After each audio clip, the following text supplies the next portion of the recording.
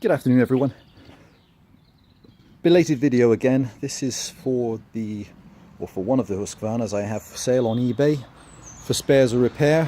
The saw came in against my 576 XP, which I had for virtually no time at all, but just didn't get on with. I don't know why. The 576 was incredibly harsh, not like my 560 was prior to getting the 576, and so I decided to get rid of that, and I've taken a number of old vintage saws in part exchange. This is one of them. I'll pick the camera up, do a little walk around, and I'll do a complete overview as well. I'll take the covers off and show people. But I'm unsure of the model, and I'm sure some of you very keenly eyed people out there, and far wiser with these older saws than me, will know the model. But there's a few things on it which make it just more difficult for me to identify. So normally it has, as most people know, it has the little riveted badge at the front, which has come loose. It's all magnesium alloy. It's the magnesium alloy handle at the back, and the cover is the same shape as a 162, and I've had several 162s. But instead of the pins at the front to hold it down, or the screw at the front, it has a screw on top, which I didn't think the 162s had that. So that was the first thing which made me unsure about its model. And the second was that when the 162s came out, which was I think mid-70s, somewhere around there, they listed as a 40-to-1 mix, whereas the badge on here says 25-to-1. So again, I'm unsure about that. Turn it around. So it's coming as a non-runner, and it's all very, very clean. I also thought all of these had chain brakes on, and this has the position for the chain brake, but no chain brake mounting. So, felling spike intact. It's running an 18-inch hard-nose bar, which is a Stridesburg Swedish bar, and a couple of other observations to make. Two different size studs on the exhaust, which means probably the threads have been stripped on the barrel. And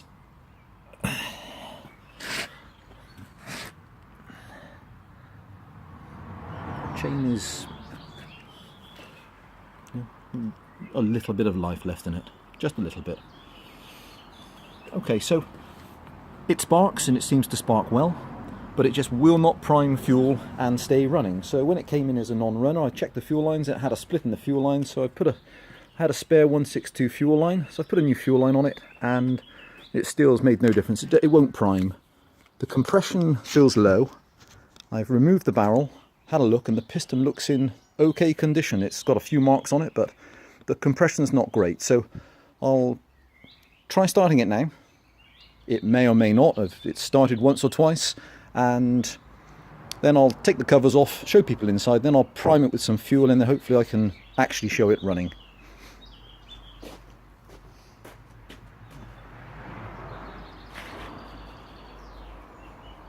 So if anybody has any ideas out there on the model, or if it's a variation of the 162, which I just haven't seen with that lid, it'd be great if you could message me, and I'd love to hear it, just so I know exactly what the model is.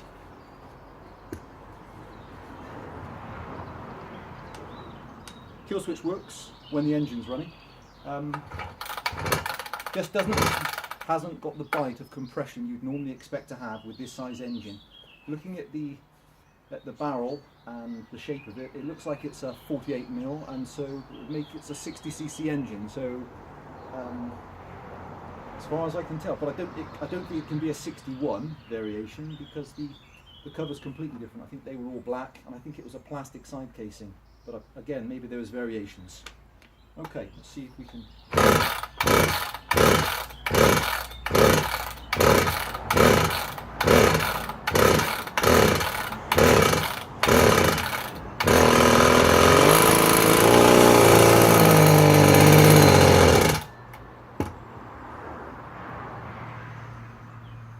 Okay, so that's how it tends to try to run. Almost like it's bogging down.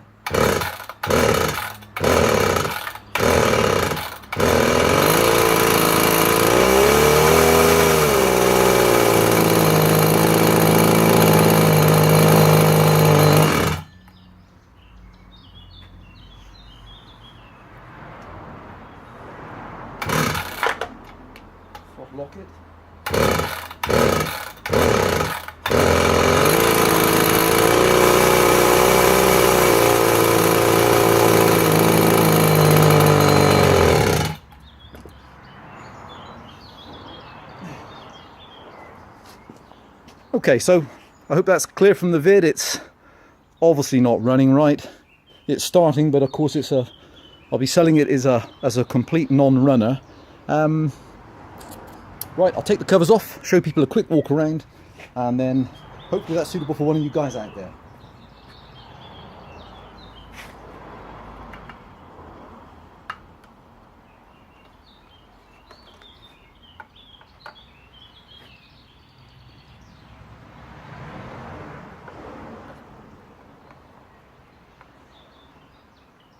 It's almost as if it's not. It's almost as if it's just not priming, but it's.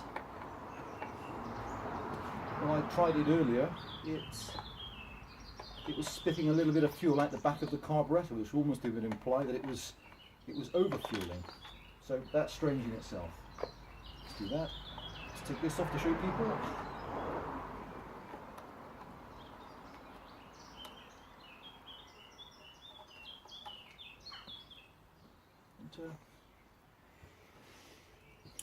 I'll quickly take this off.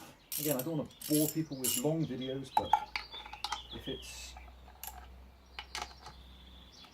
all visible for you, then people can at least make an informed decision as to whether or not the saw's suitable for them.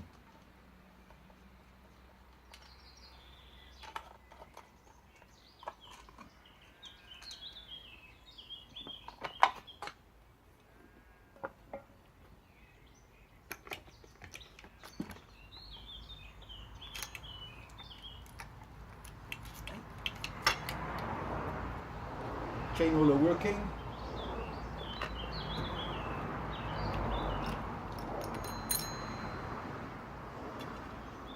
It's an Oregon branded chain.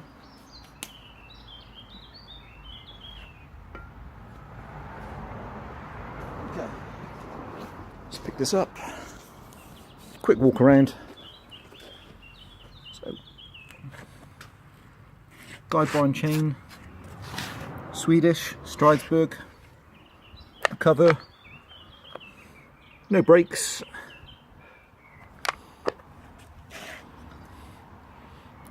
chain cover. There's normally, I think, a rubber strip on these two rivets here, which kind of catch all the muck as it comes around, but the rubber strip is not there. No brakes on the handle. All clean in here. So a split in the rubber sealing ring around the intake manifold.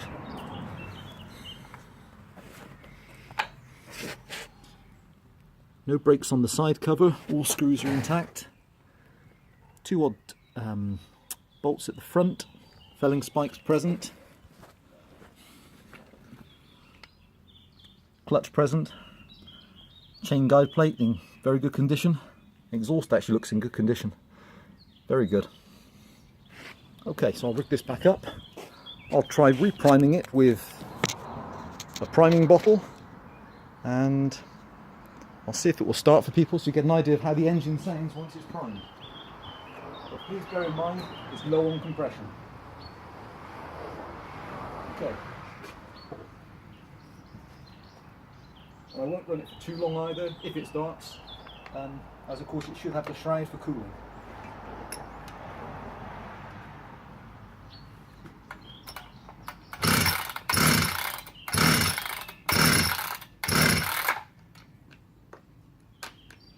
Throttle lock.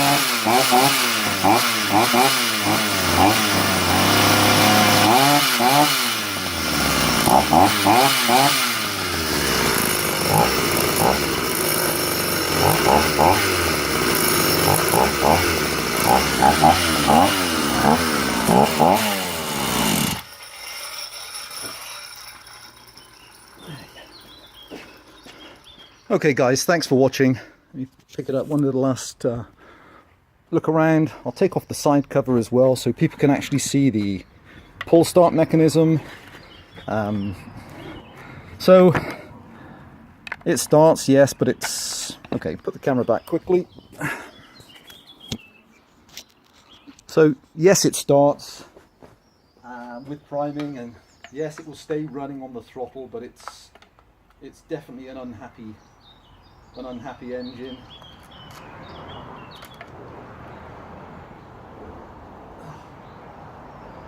If there's any interest, then great. If not, then I might take off the barrel and have a look, and they can be purchased really very reasonably as well if it needs a new piston. But like I say, I'll upload the photos later. The piston isn't scored, or it has some marks on it, but it's not what you would class as a damaged or badly marked piston. So that's unusual as well. Let's turn it over, show people.